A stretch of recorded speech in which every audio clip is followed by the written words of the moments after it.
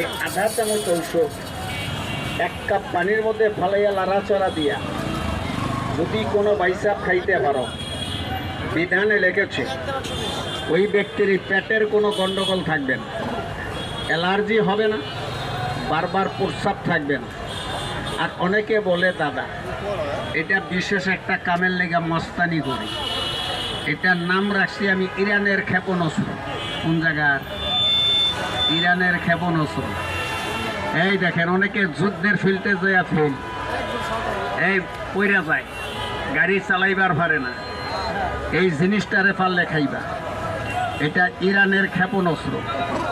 এই যেরকম আধা চামচ ওষুধ লইবা, 1 কাপ গরম পানি লইবা, অত একটু দুধ লইবা, এরপর এটারে মিলাইয়া খাইবা। এটারে যদি মিলাইয়া খাও আধা ঘন্টার ভিতরে 30 মিনিটের ভিতরে এটার রেজাল্ট পাইবা আশা করি ইনশাআল্লাহ। এই পিসিটার নাম হলো আলকুসি। নাম শুনছেন নি? আলকুসির নাম শুনছেন? এই জিনিসটাকে যদি পারেন খাবেন। আরেকটা গাছ আছে, গাছটার নাম হলো অশ্বগন্ধা। অশ্বগন্ধা হেকেমি মতে একটা হাই ঔষধ।